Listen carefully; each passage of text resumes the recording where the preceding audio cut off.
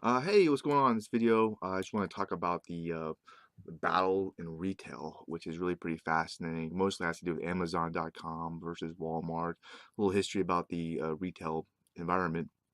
Before I get started, down below in the description, there's a link. And if you click on it, there's actually training on how someone like yourself can really make a lot of money using social media, which is pretty cool. Now, retail started off at the corner store. Long time ago, the store was ran by usually by a family and played a big role in a social role in the community. Then the car came about and the refrigerator, which meant people could drive farther and get stuff, almost like the hunters getting the kill, bringing it back to the family. And advances to distribution led to fewer visits, bigger stores, more selection, lower price, and department stores really evolved into these malls. And suburbans boomed. Malls became Main Street for the suburbs, and by 1987, half of U.S. retail sales were actually made in malls. You know, the big food courts. It was fun. And by 2016, how things changed is sales per square foot dropped 24% in the past decade. So they really fell a whole lot, the mall. But malls still thrive in certain areas. It's really a reflection of the local economy. And some thrive based on location to upper income earning households, which still go to them. Now, until the 1960s, there was actually a law against retailers offering big discounts for bulk purchases. See, lawmakers, they knew and they feared that it would put local stores out of business, which happened. Then things changed, and the race to zero begun. Walmart emerged and destroyed many jobs, really conquered. Um, Now, not everybody obviously goes into that. Some people want to be special, right? And they have money, disposable income, and will pay a premium for that. And thus, Whole Foods came about, and stores like the Gap where you could feel cool. And on a side note, that's kind of where Apple took the idea from the Gap and built a retail presence for its luxury brand. And Apple is very successful, deserves its own videos as well. And then you got the 1990s. That's when e-commerce, came about. Wasn't really good at the time, and you know, but by being virtual, Amazon came in. They could scale to hundreds of millions of customers and scale across almost every retail industry without the drag of like a brick and mortar store. Every page could be a store. Every customer is salesperson. And the cool thing about Amazon, they don't even pay for the reviews. People do it for their status, and this helps sell products. Jeff Bezos, little trivia cool thing about it, he actually considered Relentless.com, which he still owns today, but he chose Amazon. Easy to recognize, kill, digest, books were the target. Boom, easy to get. Then he expanded to CDs, DVDs, and then what he did is he introduced Amazon Marketplace, letting third party improve the selection and really just help the consumer, the customer out a lot more choices. And it kept kind of growing. Looking at in 2016, 44% of US households have a gun and 52% have Amazon Prime. Think about it, that's big. Okay, a lot of people go to Amazon. Uh, and another cool fact, the market capitalization is 433 billion and Walmart is 227.5 billion. And the same year. What market capitalization means is it's the value of the stock compared to the number of shares. Okay, so you look at these companies, and I got a lot of information from this book called The Four. You got Apple, Amazon, Google, and Facebook. They're all starting now to compete with each other, so there's a big battle going on. But let's just focus on Amazon and Walmart right now. In Amazon, if you look at the retail scene in 2016, Prime accounts grew 40% plus, and retail grew 4%. So Amazon's is starting to dominate, and all retail stock is losing from 2006 to 2016. All these stores like Target, Kroger, except Walmart, that grew about 2%.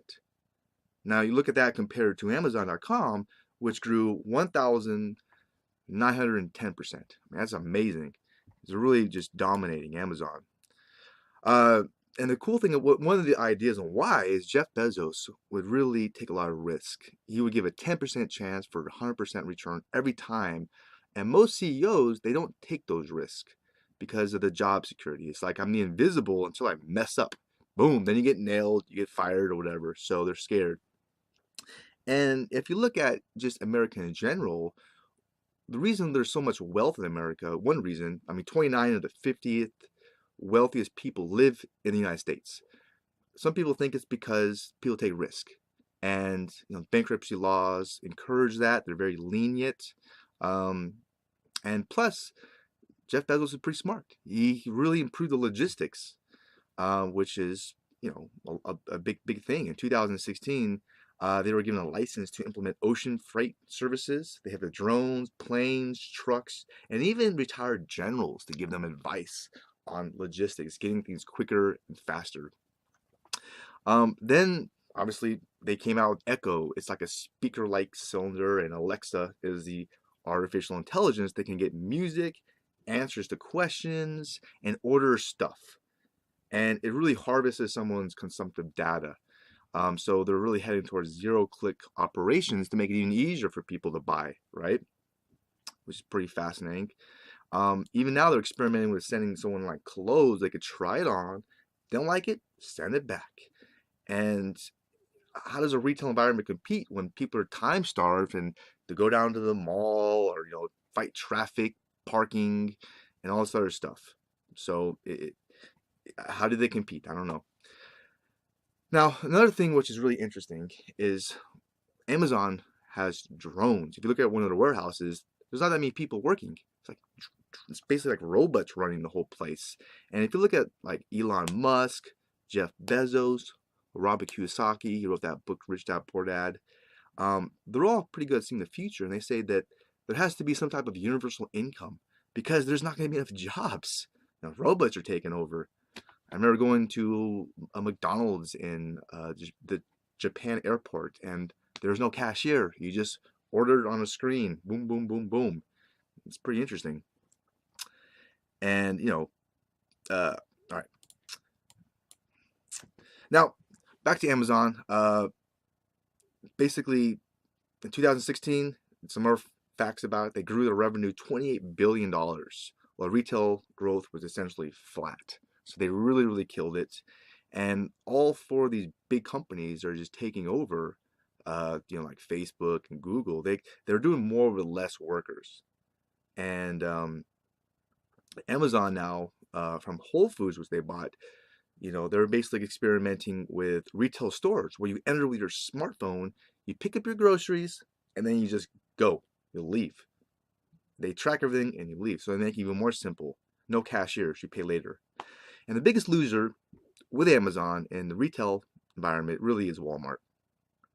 Their e-commerce isn't nearly as good as Amazon, and they're trying to fight back with the online presence by purchasing Jet.com, but it's almost like they're playing catch up.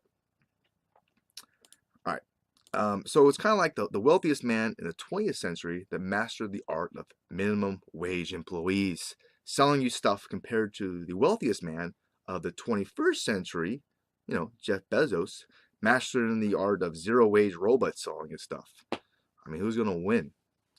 But the fight's not over, so we'll see.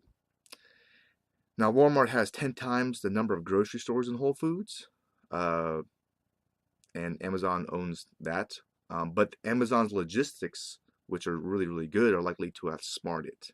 And even Google, believe it or not, is actually losing to Amazon.com.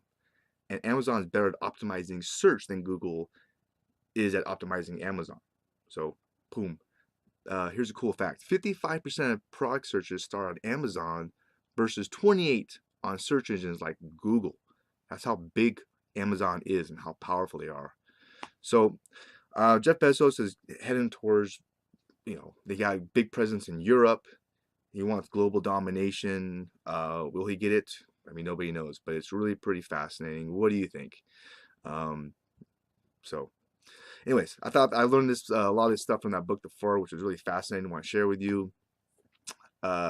And if you are interested in, say, making some money online, with social media and everything, I highly encourage you to click the link below. It's really good education and training all about that. Check it out. Take action. If you like this video, hit the thumbs up button. And yeah, I kind of wish you the best and take care. Bye.